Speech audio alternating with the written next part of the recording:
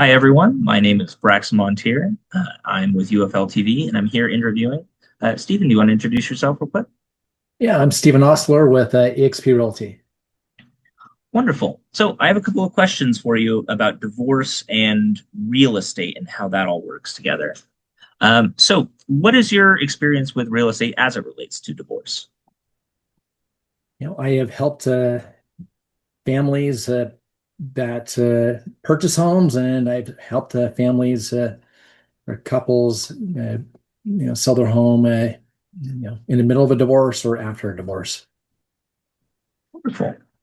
What makes real estate important to the parties in divorce, other than it just being the biggest, asset that most people usually have in a divorce? Well, oftentimes it's one of the biggest assets that has the most cash to divide up in a divorce. And so it's usually one of the most important decisions outside of, you know, their personal family is when it comes to dividing up assets. Is it hard to sell a house that was an asset in a divorce case? Do people usually kind of shy away from that? No, I, I rarely do tell potential buyers or real estate agents of my clients' circumstances, personal circumstances, and if they do ask why they're selling, I usually respond, well, they just want the house, they want the money more than the house, and so it doesn't make a difference. What is the process of putting the house on the market during a divorce, as opposed to like after the divorce and the decree has been signed and issued? Well, I find it's can be more challenging in the middle of a divorce as opposed to after the decree because uh, the spouses may have two different opinions or ideas in terms of what they want to do with the house or how they want to split up the equity. If there's a divorce decree and both parties have signed off on it, it's makes it more transactional and there's a lot less hangups. Has there been a time when the parties in divorce have actively worked against you in the selling process? And how did you handle that? Yeah, if you're not careful, the two spouses may want you to favor them over the other spouse. So it's really important to remain neutral at all times, and oftentimes to remain neutral. I may put them in a group chat, but I'll just say, "Hey, let's keep it to real estate specific," and therefore they can see and be a part of any conversation that has to do with the home. They don't feel like I'm talking to one spouse over another or favoring one over the other. Great. What are the kind of common pitfalls that people can fall into trying to sell their house during a divorce? Well, common pitfalls could be that I mean, if you're only working with one spouse and one spouse says that the other spouse has agreed to the all the terms of the transaction, you haven't got their consent. I mean, we find that that I mean, when it comes to common pitfalls that people fall into during the selling process is just making assumptions. You can't make assumptions, and you can't leave one party out of the discussion or the conversation. Yeah, I could see how that would be a big issue. One person really, really wants the house to sell, another person doesn't, and tries to just bump skip over them to Right. to Yeah, smooth the you process may out. have one spouse that's living in the home and one spouse living outside the home, and the one living outside the home wants the home sold faster than the person living in the home. Yeah, yeah, that would definitely generate a lot of friction.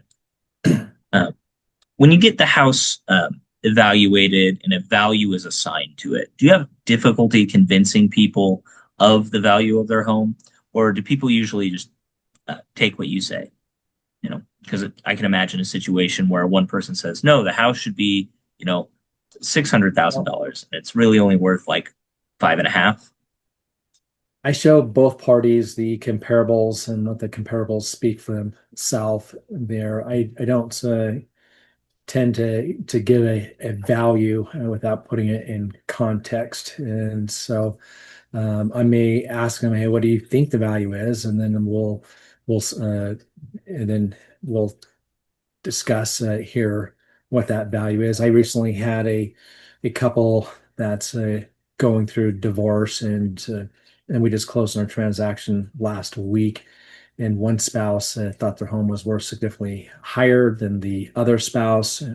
We honored their wishes to start listing it higher and to give them some.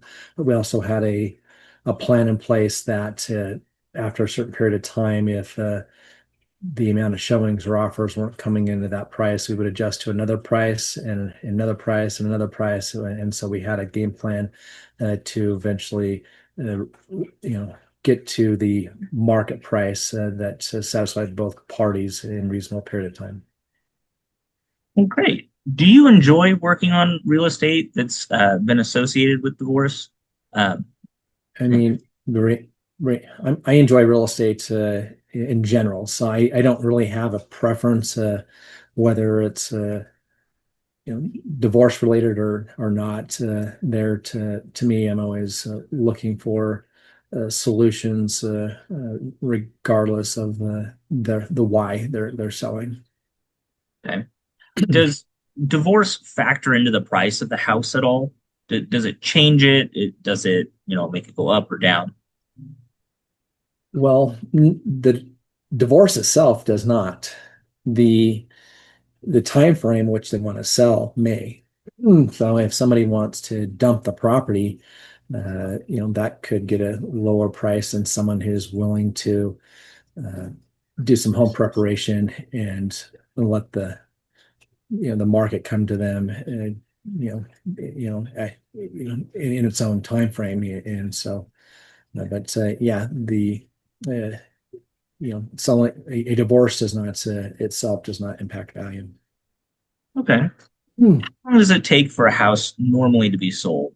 Like if the divorce case is pending or after decree has been issued, does that change how long?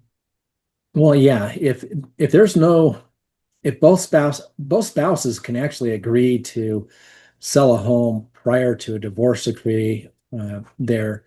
And so if it's an amicable divorce, and which I've done all types of divorces, I worked with amicable, I've worked with non-cooperative. If it's amicable, it can happen just as fast as a divorce decree. If it's not amicable, then we just run into headwinds nonstop, as one spouse may not be willing to sign anything until the divorce decree is final. And sometimes I have run into situations where they're getting divorced and one spouse says, "Yep, let's sell," and the other one says, "Nope, I'm not selling until my attorney gets this, that, and the other," and essentially meaning an agreeable divorce decree, which it can take as little as weeks if there's the mediator. It could take years if it involves attorney and judges having uh, to be the final word on everything.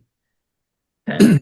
And what can people who are going through a divorce and trying to sell their house do to make the process better? How can they help you in any way in the process?